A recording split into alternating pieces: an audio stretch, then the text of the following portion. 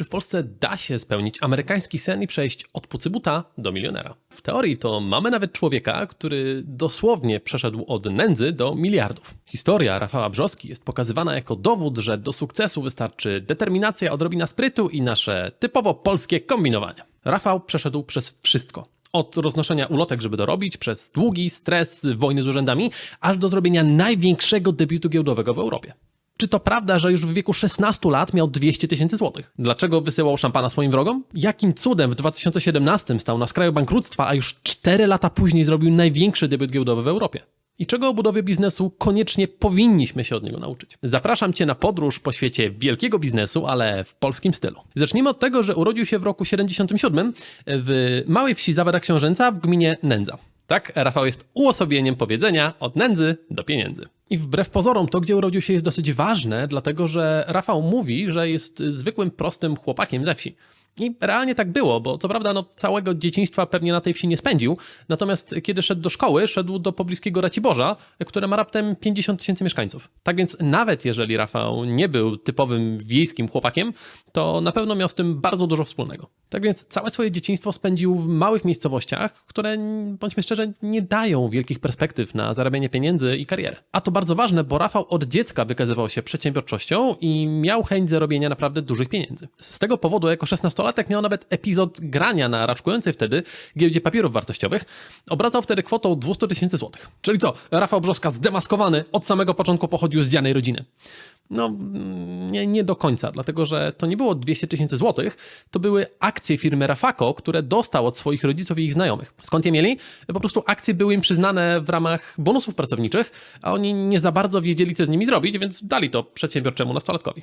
Skutek był do przewidzenia. Rafał w trakcie bessy stracił większość tych pieniędzy, ale poprzysiągł, że oddaje co do grosza. To go właśnie popchnęło do przedsiębiorczości i co ważne, w ciągu 7 lat udało mu się obietnicę spełnić. Ale zanim do tego doszło, musiał wpaść na pomysł jak. W związku z tym poszedł na studia. Jakie? Ekonomiczne, bo to wydawało mu się wystarczająco biznesowe. To ważne, już na studiach dorabiał, m.in. składając komputery, ale również dorabiając w Hiszpanii, co jest dla nas o tyle istotne, że tam poznał swoją przyszłą żonę. I mówię o tym, bo ta historia pokazuje bardzo dużo charakteru Rafała, dlatego że podobno spędził ze swoją przyszłą żoną tylko 1 dzień, po czym musieli się rozjechać.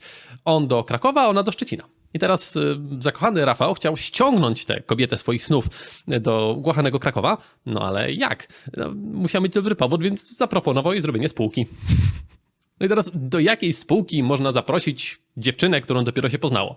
No tutaj zaskoczę Cię, bo Rafał jest znany z tego, że stworzył Inpost, ale ją zaprosił do czegoś zupełnie innego. Otóż w roku 99 Rafał poznał niejakiego Edwarda Gacka, który podsunął mu pomysł na zrobienie strony internetowej, która miałaby zajmować się szeroko pojętym aktywizowaniem seniorów. Gacek twierdził, że takie strony istnieją za granicą i radzą sobie bardzo dobrze, w związku z czym wystarczy wziąć to rozwiązanie, przekopiować je do Polski, no a jacyś pracownicy i inwestorzy to się znajdą, bo jak jest dobry pomysł, to wszystko też się znajdzie. Co ważne, Brzoska bardzo zapalił się do tego pomysłu.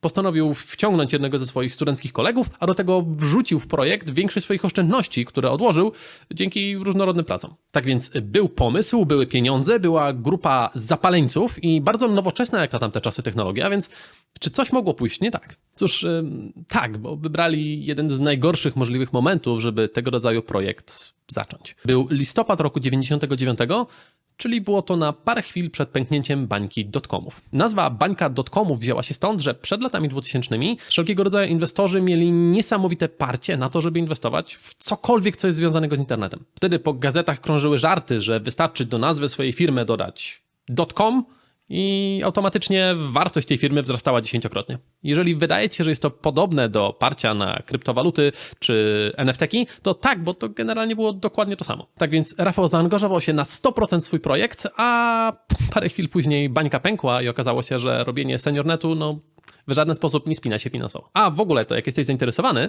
to domena seniornet.pl jest dzisiaj do wykupienia za jakieś 1200 zł. Tak więc Rafał postanowił postawić wszystko na jedną kartę, zaangażować się w biznes, po czym odniósł niesamowitą porażkę. I co ważne, to jest bardzo częsty schemat. Wielcy przedsiębiorcy, zwłaszcza ci, którzy doszli od zera do multimiliardera, praktycznie zawsze mówią, że pierwsze biznesy im zupełnie nie wyszły i że często zostawiły ich z długami. I przykład, taki Alex Hormozi, moim zdaniem absolutnie najlepszy nauczyciel biznesu pod słońcem, mówił, że zanim postawił swój pierwszy naprawdę skuteczny i zyskowny biznes, musiał wcześniej uwalić 8 innych. Tak więc porażka przy zakładaniu biznesów jest absolutną normą. Ja sam parę swoich własnych uwaliłem. No i co ważne, w tym momencie zawsze pojawiają się złośliwcy z pytaniami: o, to ciekawe, skąd miał na to wszystko pieniążki? Na pewno od rodziców dostał. Odpowiedź jest w tym przypadku bardzo prosta. Self-made milionerzy, a zwłaszcza miliarderzy, po prostu bardzo ciężko pracowali i oszczędzali, albo pozyskiwali inwestorów. I znowu powołam się na przykład Alexa. Kiedy on zbierał się do wystartowania spółki, która ostatecznie okazała się być sukcesem, miał swój plan awaryjny, co się stanie, jeżeli po raz 9 mu się nie uda. Cytując: postanowiłem, że jeśli mi nie wyjdzie w biznesie, to żeby stanąć finansowo na nogi, będę jeździł Uberem za dnia i robił striptease nocą. Da się? Da się. Jak widzisz, z takim mentalem po prostu nie może się nie udać i za którymś razem odniesiesz sukces. I tak, przyznaję, jestem jednym z największych polskich fanów Alexa Hormoziego i ty też powinieneś, jeżeli chcesz zarabiać pieniądze. Ale wróćmy może do Brzoski i jego wspólników, bo ich również pierwsze niepowodzenie wcale nie powstrzymało. Zmienili nazwę firmy na Integer i szukali, co takiego mogliby innego robić, w tym przykładowo próbowali robić strony www bez większego skutku. Czuli dużą presję, wiedzieli, że muszą coś zrobić, ale to coś musi być też elastyczne, bo oni, pamiętaj, wciąż studiowali i chcieli łączyć swoje studia z biznesem. No i nasuwa się pytanie, jaka była typowo studencka praca na początku lat 2000? Oczywiście, że roznoszenie ulotek. Sam pomysł pochodził podobno od brata wspólnika, który pracował wtedy jako roznosiciel ulotek w największej w Polsce firmie ulotkarskiej. Powiedział, że kasa się zgadza, że to może być dobra okazja biznesowa, więc Brzozka ze wspólnikami weszli w to jak dzik w sosnę. Ale był duży problem, bo konkurencja na tym rynku była gigantyczna, w związku z czym chłopakom i dziewczynie nie udało się pozyskać żadnego klienta. Pieniądze się kończyły, morale spadało i wszyscy byli o krok od zamknięcia biznesu i wtedy Rafał w tajemnicy przed wszystkimi wziął ostatnie 500 zł i wykupił za nie ogłoszenie w Gazecie Wyborczej. Miało ono kreatywną treść: roznoszenie ulotek za 5 groszy. Na szczęście dla firmy zasada reklama dźwignią handlu zdecydowanie tu zadziałała, pojawił się pierwszy klient, a potem kolejni i firma była uratowana. Okej, ale w jaki sposób Brzozka pokonywał konkurencję, która była na całym rynku? Cóż, przyjął prostą strategię, że on po prostu będzie robił taniej. Ale więcej, bo na początku biznesu to on i wspólnicy zajmowali się roznoszeniem ulotek. Więc Brzozka przy okazji sprawdzał, jakie ulotki już są w skrzynkach i dzwonił do tych biznesów, proponując im swoje usługi, tylko że taniej. Działało to tak dobrze, że Brzozka szybko zaczął zatrudniać innych swoich kolegów studentów. Ostatecznie prawie cały akademik dla niego robił. Po kilku latach Integer stał się liderem w branży i bardzo pomogło tutaj jedno wydarzenie. Pomogła im w tym duża współpraca z siecią marketów budowlanych Nomi. Propozycja była prosta.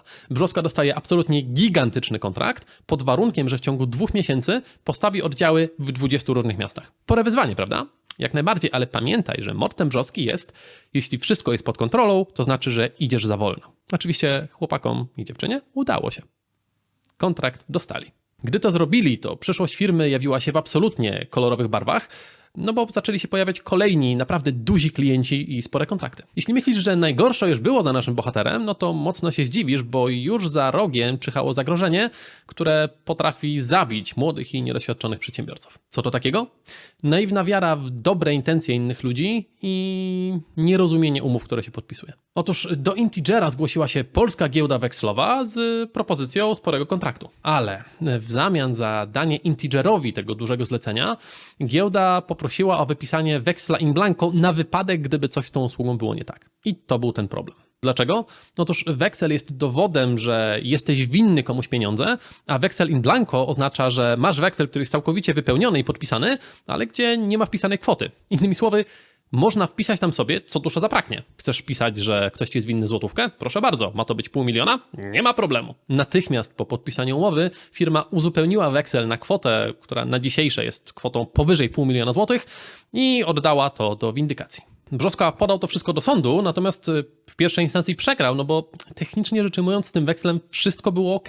Komornik zablokował wtedy firmowe konta, a do tego Centralne Biuro Śledcze zaczęło robić śledztwo. Ale Brzozka się odwołał i kolejne sprawy w sądach ciągnęły się aż 4 lata, do roku 2006, gdy ostatecznie Brzozka i jego firma zostali uniewinnieni. Późniejsze śledztwo wykazało, że była to po prostu bezczelna próba skoku na kasę, a że ludzie, z którymi Brzoska podpisał umowę, po prostu regularnie robili tego rodzaju wały. Ale co bardzo ważne, Brzoska nie czekał z założonymi rękami na wyrok sądu, no bo kto by miał 4 lata do przeczekania? Nie, on dalej działał. Aby chronić firmę, wykonał biznesowy chwyt, do którego wróci jeszcze w przyszłości wielokrotnie. Otóż przeniósł działalność z Integera do innej spółki, tak żeby dalej mógł pracować i zarabiać pieniądze i utrzymywać swoich pracowników. Dzięki temu, mimo rozprawy sądowej, pieniądze z kolejnych kontraktów wciąż były bezpieczne. Mimo tych wszystkich problemów, biznes ulotkowy kręcił się świetnie do tego momentu, że w pewnym momencie Integer miał aż 50% udziałów w rynku ulotkarskim. Tak, co druga ulotka w Polsce była wkładana do twojej skrzynki przez pracownika Rafała Brzoski.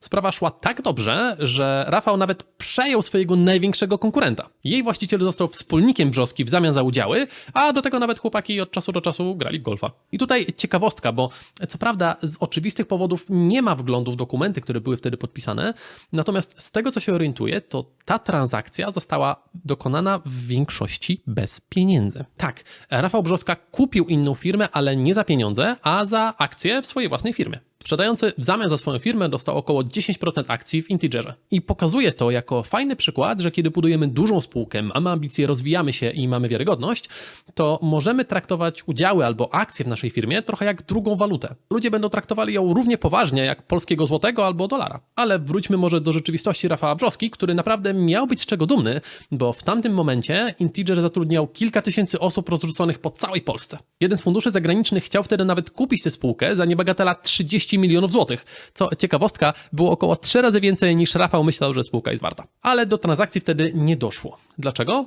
No bo Rafał miał już w głowie kolejne psoty. Otóż on rozumiał, że po prostu nie jest w stanie bardziej rozwijać tej firmy. Dlaczego? Po prostu rynek ulotkarski był wart jedynie 120 milionów rocznie. Do tego Rafał podejrzewał, że ta kwota będzie się zmniejszała, no bo do Polski będzie wchodził internet i ludzie coraz częściej będą wybierali reklamy w internecie zamiast roznoszenia ulotek. Dlatego postanowił, że on potrzebuje uciec do przodu i postawić drugą nogę swojego biznesu, na którą w dłuższym terminie się przeniesie. To, za co się zabrał, możecie zaskoczyć, ale zanim o tym porozmawiamy, wyciągnijmy ważny wniosek. Otóż, jeśli znajdziesz dobry rynek, to sprzedasz na nim wszystko, nawet jeśli nie wiesz jak. Bądźmy szczerzy, czy Brzoska był geniuszem biznesu, że stworzył największą firmę ulotkarską w Polsce? Tak i nie. Tak, bo generalnie zbudowanie firmy wielkości Integera wymaga naprawdę dużo zacięcia i kompetencji i należy się za to naprawdę duży szacunek. Ale z drugiej strony nie, no bo Brzoska wszedł w śmiesznie prosty i naprawdę mało wyrafinowany rynek. Ulotki w latach 2000 były rynkiem śmiesznie prostym, na który wejść mógł każdy, no i to były bardzo proste biznesy, co najlepiej widać po fakcie, że strategią Rafała było zrobię to samo co inni, ale taniej. No i drugi dowód, popatrz na reklamy, które zamieścił w gazecie. Napisał tam roznoszenie ulotek po 5 groszy. No to nie jest szczyt marketingu. Rafał po prostu wszedł na rynek, gdzie było bardzo dużo klientów chcących płacić, mała ilość firm, które dostarczały usługi, no i ten rynek był jeszcze bardzo mało wyrafinowany, więc tam nie trzeba się było zmużdżać nad marketingiem i sprzedażą. To było trochę jak otwarcie drugiej albo trzeciej restauracji w mieście. No nie musisz być świetnym kucharzem, bo ludzie i tak chodzą głodni i marzy im się, żeby ktoś zaczął gotować za nich. Tak więc zapamiętaj, że jeżeli wchodzisz na rynek, na którym albo nie ma konkurencji, albo gdzie ta konkurencja jest bardzo prosta, to będzie ci łatwo zdobyć klienta. No i teraz można krzyknąć, ej Bartek, jak łatwo ci mówić, no teraz to jest wielka konkurencja i jest masa firm. I jasne, jak najbardziej, teraz mamy dużą konkurencję i w takiej sytuacji musimy sami sobie stworzyć taki rynek, na którym nikogo nie ma. Nazywa się to Błękitny Ocean. I tutaj konkretny przykład. Mamy na rynku polskim bardzo dużo kursów o tym, jak zarządzać czasem. Jeżeli będziesz chciał zrobić kolejny taki, to nie wróżę ci sukcesu. Ale konia z rzędem temu, kto zrobi kurs o zarządzaniu czasem dla handlowców. Albo jeszcze lepiej, kurs zarządzania czasem dla handlowców sprzedających ubezpieczenia. No bo jak sądzisz, jeżeli mamy takiego agenta ubezpieczeniowego, który chce nauczyć się zarządzać czasem i zobaczy 5 kursów o zarządzaniu czasem i 1 o zarządzaniu czasem konkretnie dla niego, w jego branży, to który wybierze? On nawet będzie gotowy dopłacić, byle tylko mieć kurs dedykowany pod niego. I teraz można powiedzieć, ej Bartek, ale ja wtedy tracę klientów. Słuchaj, agentów ubezpieczeniowych jest w Polsce około 30 000, a osób sprzedających ubezpieczenia około 360 000. To jest rynek, który spokojnie pozwoli ci zostać milionerem. Więc podsumowując, Brzoska miał sporego farta, bo trafił w rynek w momencie, w którym on był niesamowicie chłonny. Chwała mu za to, że po pierwsze w ogóle to zauważył, a po drugie miał umiejętności i zacięcie, żeby to wykorzystać.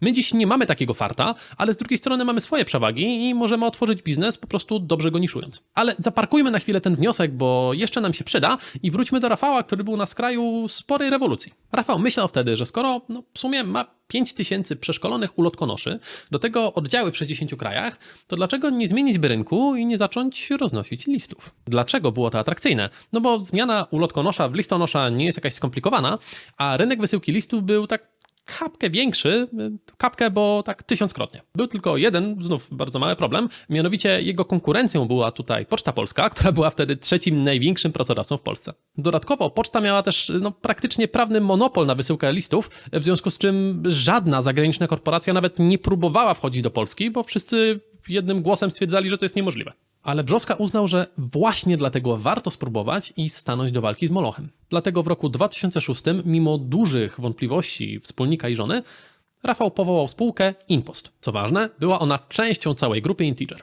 O wojnie, którą InPost prowadził z Pocztą Polską, opowiedziałem szczegółowo w tym filmie, więc jak chcesz wiedzieć konkrety, zapraszam Cię tam, tutaj tylko podsumuję. Otóż Brzosce nie dopisywało szczęścia ani okoliczności, no bo okazało się, że on wojnę toczy nie z Pocztą Polską, ale z prawie całym aparatem urzędowym III Rzeczpospolitej. Mimo wielu pomysłowych patentów, jak na przykład dodawanie tych śmiesznych blaszek do listów, ostatecznie musiał temat odpuścić i skapitulować. Co gorsza, Rafał opuszczał rynek w naprawdę dużej niesławie i długach, które wprowadziły go właśnie urzędy swoimi nieuczciwymi praktykami. Co poradzić, biznes bywa naprawdę brutalny. Co prawda, żeby mieć szansę w wojnie z Molochem i kapitał do prowadzenia walki, wprowadził InPost na giełdę w 2015 roku. Pozyskał wtedy pieniądze, ale czarny PR sprawił, że cena akcji spadała tak naprawdę od pierwszego dnia. W międzyczasie, żeby się ratować, stworzył jeszcze kilkadziesiąt innych spółek córek, natomiast to wszystko i tak niewiele dawało i Rafał stał na skraju bankructwa.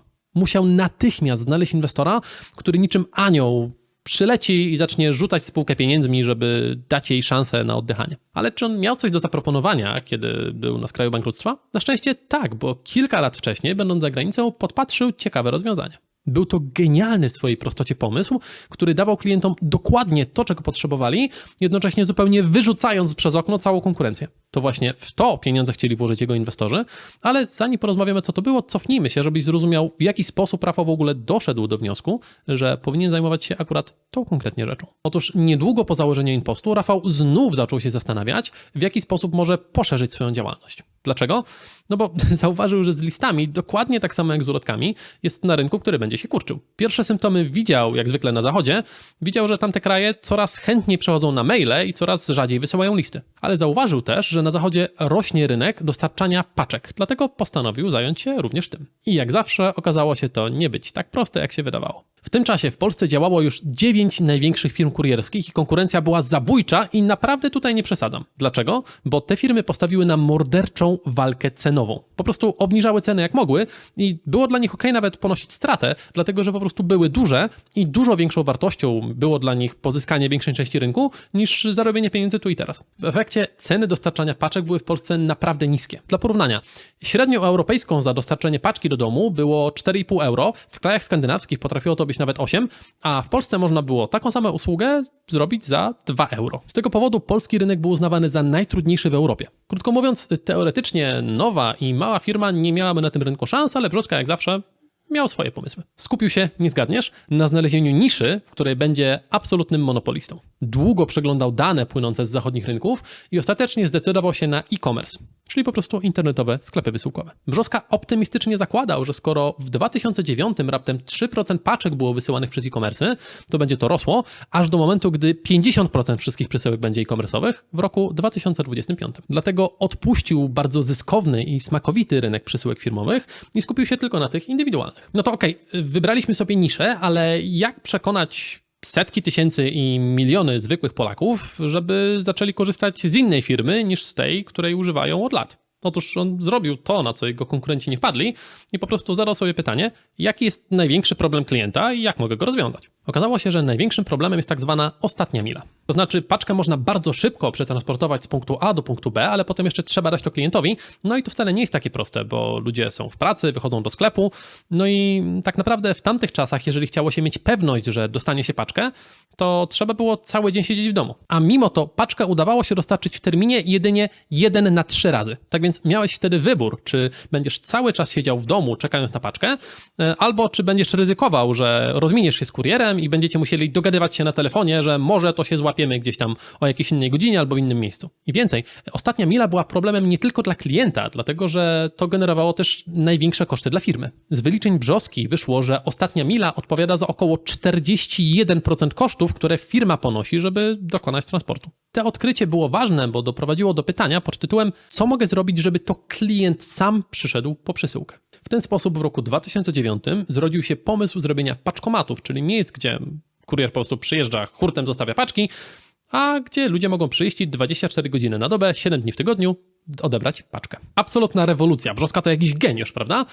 No właśnie nie, dlatego że on ten pomysł również podpatrzył z zachodu. Brzoska po prostu zauważył, że poczta niemiecka już od 2001 roku stawia takie paczkomaty w Niemczech. On po prostu poszedł do nich, powiedział: ej, słuchajcie, fajne to, czy ja też mogę sobie to robić? Oni powiedzieli: jasne, rób sobie, ale daj nam 500 000 euro. Brzoska powiedział: okej.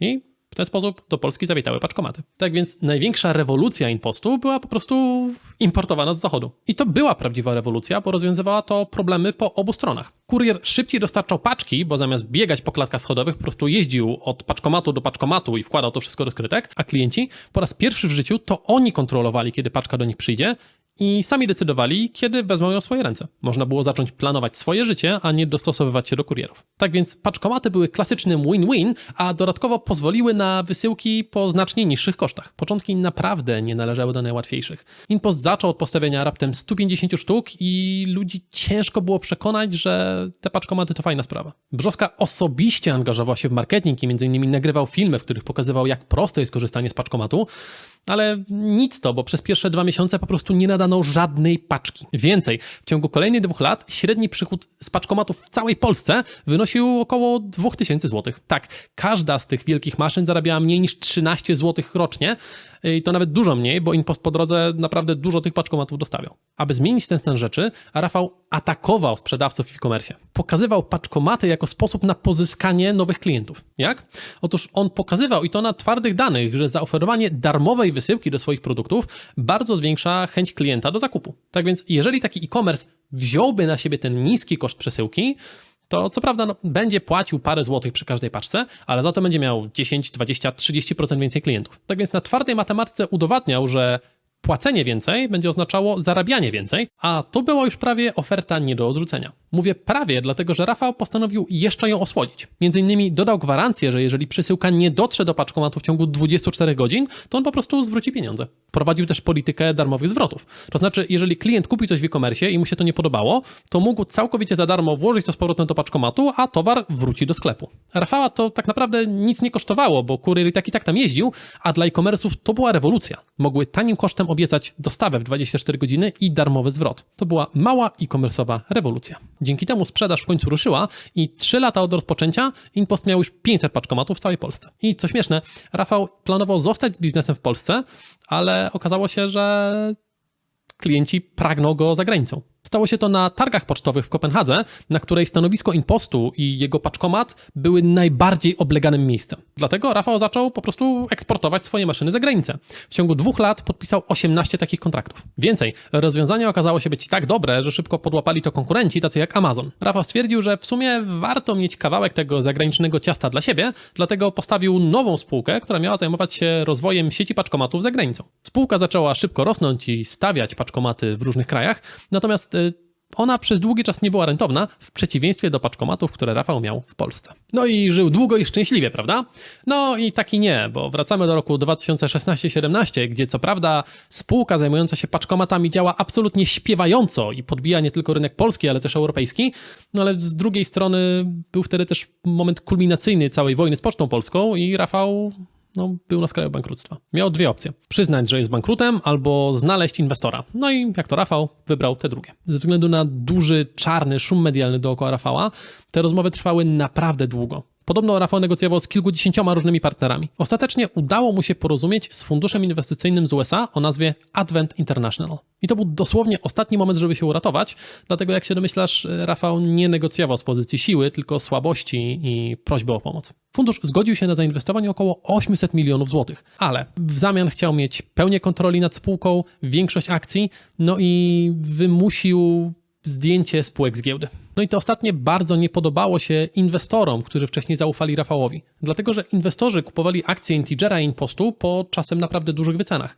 Niektórzy potrafili kupić akcje Integera nawet po 320 zł sztuka, a w ramach umowy z inwestorem mieli być wykupieni za raptem 42 zł. Akcjonariusze próbowali walczyć, nie pozwolić na dokonanie tej inwestycji, natomiast sprawa tak naprawdę była przegrana. Brzoska uświadomił im, że albo zgodzą się sprzedać akcje po 42 zł sztuka, albo trzeba będzie ogłosić bankructwo. Ostatecznie wynegocjowano troszkę wyższą stawkę, bo 49 zł sztuka i w maju 2017 obie spółki Rafała opuściły giełdę. Brzoska też wtedy mocno oberwał, bo zostało mu raptem 13% akcji w Impoście i niewiadoma, ale pewnie podobna ilość akcji w Integerze. Mimo to wciąż było duże zwycięstwo, bo spółka dalej była na ringu i mogła walczyć. Podobno Rafał wysłał wtedy wszystkim swoim wrogom paczki z szampanem i podpisem: dziękuję, że byłeś na mojej drodze i im przeszkadzałeś, bo to doprowadziło mnie do momentu, w którym jestem teraz. I realnie było co świętować, bo amerykański fundusz od tak wyłożył 400 milionów na wykupienie spółek z giełdy i kolejne 400 milionów na rozwój. Widzieli w paczkomatach ogromny potencjał i nie pomylili się, dlatego że już w roku 2023 Impost wygenerował okrągłe 1,5 miliarda złotych czystego zysku. Chyba im się opłacało, no nie? I znowu Impost trochę miał farta, bo w rozwoju bardzo pomogło im coś, co zabijało inne biznesy, czyli pandemia. To właśnie wtedy miliony ludzi przekonało się, że w sumie fajnie robić zakupy online, no a odbieranie paczek z paczkomatu oznaczało, że nie trzeba mieć kontaktu z potencjalnie zarażonym człowiekiem. Ludzie dosłownie rzucili się na zakupy online. I teraz, żebyś zrozumiał jak bardzo, to najgorętszym momentem dla wszystkich firm przesyłkowych i kurierskich jest tak zwany okres przedświąteczny, czyli około 2 tygodnie przed świętami Bożego Narodzenia, bo wtedy, wiesz, wszyscy wysyłają sobie nawzajem listy z życzeniami i paczki. W tamtym okresie przez Impost codziennie przechodziło więcej paczek niż normalnie przez cały okres świąteczny. Rozumiesz, że to był gigantyczny ciężar logistyczny.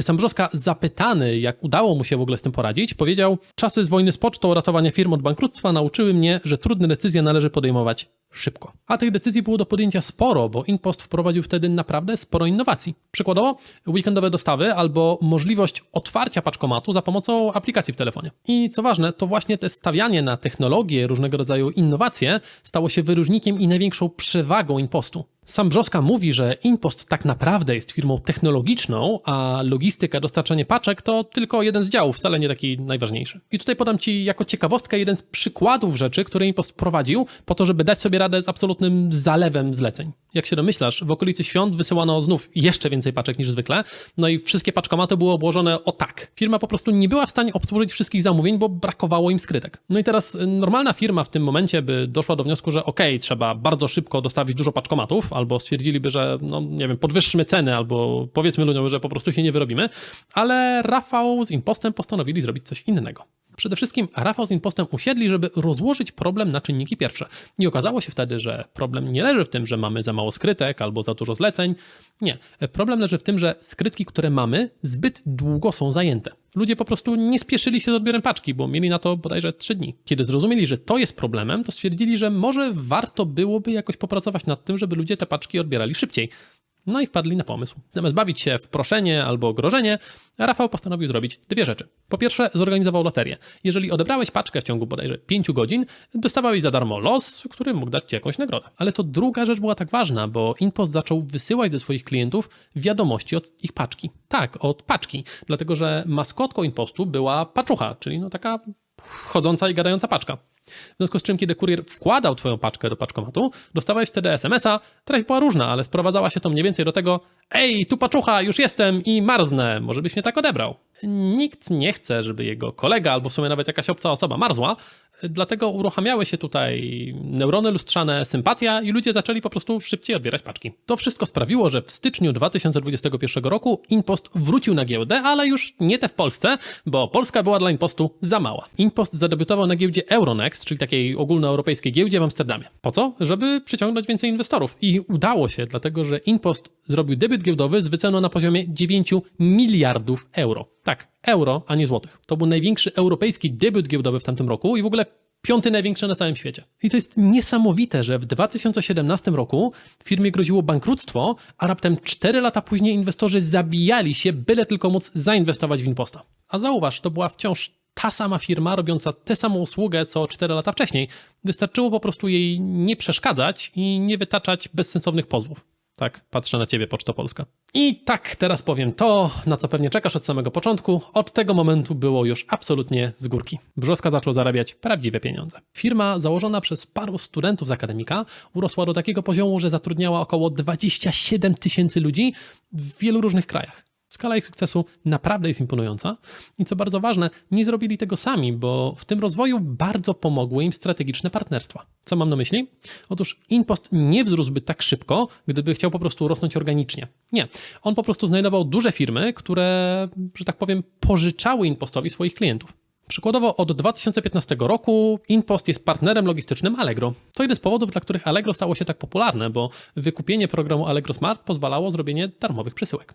Innym partnerem była sieć odzieżowa Zalando, która wykorzystuje paczkomaty do dostarczania swoich produktów w Polsce, ale również za granicą. I takich współprac było więcej, dlatego że InPost wszedł w partnerstwo również z OLX-em, Amazonem i AliExpressem, eBayem, Vinted, co ciekawe robił tutaj w wielu krajach, oraz InPost aktywnie rozwija współpracę z sieciami detalicznymi takimi jak Kaufland. I żebyś zrozumiał prawdziwą skalę działania InPostu, to w roku 2023 wysłali oni 892 miliony przesyłek. I tutaj ciekawostka. Pamiętasz wojnę Poczty Polskiej z InPostem? Teoretycznie poczta ją wygrała, no ale pyrrusowe to było zwycięstwo, dlatego że poczta sama zaczęła bardzo mocno dostawać po tyłku, po prostu nie potrafiła kompetentnie wywiązywać się ze swoich usług. W związku z czym zaczęli zamykać kolejne oddziały, w tym w małych miejscowościach. No i małe miejscowości zostały często bez możliwości nadawania i wysyłania paczek. I tutaj przychodzi InPost niczym rycerz na białym koniu. Wcale nie żartuję, bo paczkomaty w małych miejscowościach często są jedynym sposobem na nadawanie i dostarczanie paczek, czego dowodem jest to, że wójt małej gminy z południa Polski był gotów zapłacić InPostowi, byle tylko on postawił paczkomat w jego miejscowości. Czujesz? InPost robi tak dużą przysługę małym miejscowościom, że znajdują się chętni, żeby płacić, byle tylko przyszedł i zarabiał tam pieniądze. Oczywiście konkurencja zauważyła, że paczkomaty są fajne i zaczęli stawiać własne, ba nawet Poczta Polska, ten urzędowy moloch zauważył, że może w sumie warto byłoby postawić własne. Ale jak to urzędowe molochy, poczta nie potrafiła nawet odpisać pracy domowej od kolegi porządnie i tak się zabrali ze swoje pocztomaty, że aż wytoczono im śledztwo. Serio, sprawą pocztomatów zajmuje się Centralne Biuro Śledcze i prokuratura. Ale zostawmy to, bo Polacy kochają InPost i raczej mała szansa, że ktokolwiek w Polsce będzie skutecznie konkurował. Ale co ciekawe, to polska miłość do InPostu wychodzi również poza nasze granice. Co mam na myśli? Otóż podobno polscy emigranci zapytani, czego najbardziej brakuje im za granicą, mówią, że 2 rzeczy. Polskiego jedzenia i właśnie paczkomatów. Z tego powodu InPost ma zamiar wprowadzić po 3000 paczkomatów do Wielkiej Brytanii i Francji. I te podążanie za Polakami jest wbrew pozorom bardzo ważne, bo InPost większość swoich przychodów ma właśnie z Polski. I tutaj bądźmy konkretni. Otóż w 2015 roku paczkomaty były m.in. w Wielkiej Brytanii, Francji, Włoszech, Irlandii, Islandii, Litwie, Łotwie, Estonii, Czechach, Słowacji, Kolumbii, Kanadzie, Australii, Arabii Saudyjskiej czy Malezji. Tym samym paczkomaty były na 5 kontynentach, natomiast przychody, które InPost miał z poza Polski wynosiły około 0,9%. Z tego powodu Brzoska stwierdził, że kurczę, no nie warto być w tak dużej ilości krajów, zmniejszmy to, trzymajmy się Polski i tego, co jest obok Polski, dlatego aktualnie InPost jest obecny tylko w 9 krajach, no ale stąd już przychody są troszkę większe niż 0,9%. I Rafał, jak to Rafał, ma plany na podbój całego świata i znając jego, jest spora szansa, że mu się nawet uda, ale zostawmy tę pieśń przyszłości i wyciągniemy parę wniosków z jego historii. Pierwszy wniosek jest bardzo prosty, jednocześnie bardzo ważny. Warto się niszować i szukać własnych błękitnych oceanów. Rafał nie wchodził na cały rynek, nie próbował konkurować ze wszystkim. On zauważył, że jest taka mała nisza, którą jest wysyłanie paczek ze sklepów internetowych do klientów indywidualnych i stwierdził, że jest w stanie zaspokajać potrzeby tej konkretnej niszy tak ze 2 razy lepiej niż wszyscy inni. Potem po prostu to zrobił. Tak więc jeśli mój przykład zrobienia kursu dla agentów ubezpieczeniowych Cię nie przekonał, no to słuchaj, Rafał zrobił dokładnie to samo, ale na dużo większą skalę. Może się wydawać, że Rafał Brzoska jest urodzonym przedsiębiorcą i no chyba tak, chyba można tak powiedzieć. Natomiast jak to jest z każdą osobą, która jest obecna medialnie, jest dookoła niego sporo kontrowersji. O przymusowym odkupie akcji od inwestorów już mówiłem, sytuację ze sprzedażą na ostatnią chwilę spółki Bezpieczny List, byle tylko nie płacić pensji, opowiadałem w poprzednim odcinku, ale było takich rzeczy trochę więcej. Przykładowo, jego pracownicy nieraz skarżą się, że on przerzuca swój pracoholizm na innych. Tutaj cytując samego Rafała. Człowiek, do którego mogę zadzwonić z pytaniem o godzinie 21 albo wysłać maila, on odpisuje po pół godziny, to dla mnie wartościowy pracownik nowoczesnej organizacji. Wiele uwag zgłaszano także w kontekście oszczędzania na pracownikach. Mówimy tu przykładowo o zmuszaniu na przejście na własną działalność lub stosowanie umów śmieciowych i co ważne, również karanie finansowo kurierów za różne wykroczenia, na przykład dostarczenie paczki w nieodpowiednim czasie czy w złym stanie. No i jak zawsze w takich medialnych sytuacjach nie da rady dociec do tego, kto ma rację. Zwłaszcza, że Rafał ma naprawdę sporo wrogów, którzy mają spory interes w tym, żeby dookoła Rafała chodziły plotki. Z tego, co ja widziałem, to Rafał po prostu prowadzi normalny i skuteczny biznes. Wydaje mi się, że wszystkie plotki i kontrowersje są od osób, które nigdy w życiu nie prowadziły firmy, a tak wielkie jak Impost to już w ogóle. Ale jak zawsze ocena charakteru Rafała Brzoski zostawiam naszym ekspertom z sekcji komentarzy. Daj mi znać, co sądzisz o naszym dzisiejszym bohaterze. Ja na koniec powiem, że Rafał jest patriotą ekonomicznym i on upiera się, żeby wszystkie podatki Impostu płacić w Polsce. I żeby być konkretnym, w roku 2023 Impost wzbogacił nasze państwo o 250 milionów złotych w wyniku podatku CIT. No i teraz bardzo ważne, to jest 2,5 raza więcej niż cała konkurencja Impostu razem wzięta. Tak, jeden Impost płaci w podatkach 2,5 raza więcej niż wszystkie firmy kurierskie, które mamy w Polsce. Moim zdaniem, nawet gdybyśmy próbowali się opierać, że Rafał jest kiepskim pracodawcą, no nie jest, bo ma 27 tysięcy pracowników, to i tak on mógłby te pieniądze oszczędzać, mógłby Impost przenieść do raju podatkowego, ale tego nie robi. Siedzi ze spółką w Polsce, bo chce wzbogacać nasz kraj, a nie jakiś inny. Podsumowując, Rafał Brzoska jest przykładem historii od pucybuta, no a raczej roznoszacza ulotek, do miliardera. Tak, miliardera, a nawet multimiliardera. Dlatego, że majątek Brzoski w 2023 roku był wyceniony na 2,5 miliarda złotych. Ranking Forbesa z kolei uznał go za 18 najbogatszego Polaka na świecie. Jego historia pokazuje, że w Polsce da się postawić biznes, a nawet można powiedzieć, że jest pewnego rodzaju instrukcją obsługi. Po pierwsze, znajdź albo stwórz własną niszę. Zauważ, Rafał Brzoska bardzo mocno obrywał po tyłku, kiedy walczył z Pocztą Polską. Prawdziwe biznesowe sukcesy zaczął odnosić dopiero wtedy, kiedy odpuścił sobie walkę z innymi i wszedł we własny błękitny ocean, czyli w paczkomaty. Drugi wniosek, w biznesie zawsze działaj na danych. Wiele osób zaczyna firmę myśląc, lubię robić X, no to założę biznes i będę robił X-a. Ale zauważ, że Rafał za każdym razem, poza firmą z ulotkami, zanim podjął jakąkolwiek decyzję, siadał i analizował dane. Patrzył na wielkość rynku, potencjalne przychody swoich konkurentów i co bardzo, bardzo ważne, rozkładał także potrzeby i istniejące na rynku usługi na części pierwsze, żeby zrozumieć, co tak naprawdę jest tam wartością dodaną dla klienta. I to dlatego dał radę zauważyć, że przy dostarczaniu paczek problemem jest ostatnia mila, a nie cokolwiek innego. To ważne, bo większość przedsiębiorców po prostu próbowałaby robić to samo co inni, ale taniej albo trochę inaczej. Nie wiem, dokładalibyśmy kredki świecowe do paczki. I zauważ, nie ma w tym nic dziwnego albo złego. Sam Rafał tak zaczynał. Jego pierwsza firma była po prostu tańszym roznoszeniem ulotek. Ale prawdziwe przełomy i duże biznesy powstają wtedy, kiedy tworzysz coś nowego, czego do tej pory na rynku nie było. Tak jak Rafał z paczkomatami. A takie rewolucje przyjdą tylko i wyłącznie wtedy, kiedy będziesz siedział i analizował dane. Ale mam dla Ciebie dobrą wiadomość, bo trzeci ważny wniosek z historii Rafała brzmi: czasem warto zacząć od czegoś prostego. Popatrz, start z firmą, nawet jeżeli to jest twoja któraś z kolei, zawsze jest trudny. Więc nie rzucaj się z motyką na słońce. Gdyby Rafał chciał zacząć od paczkomatów, to prawie na pewno by mu się to nie udało, bo zabrakłoby mu jak nie umiejętności, to po prostu pieniędzy i kontaktów. Dlatego Rafał zaczął od czegoś prostego, czyli od roznoszenia ulotek. Tego nie trzeba się uczyć, nie trzeba tu być geniuszem. Dało to Rafałowi czas, żeby nauczył się, jak być przedsiębiorcą, jak organizować firmę, jak rekrutować i wszystkiego innego, co jest potrzebne. Rafał zaczął wprowadzać rewolucję dopiero kiedy już był dojrzałym przedsiębiorcą, miał pieniądze, kontakty i kiedy wiedział, co robi. Nie wstydź się robić rzeczy proste, a nawet tanie. Nie ma nic złego w prowadzeniu prostej firmy i robieniu prostych usług. Mówię tak, bo ja sam przez lata wrzucałem się od razu na rewolucję, co oznaczało, że po prostu nic mi nie wychodziło. Pamiętaj, że musimy nauczyć się chodzić, zanim zaczniemy biegać. Jeżeli podobała Ci się historia Rafała Brzoski i chcesz dostawać takie instrukcje obsługi do sukcesu w biznesie, to daj mi łapkę w górę i subskrypcję, bowiem będę tu z Tobą szczery.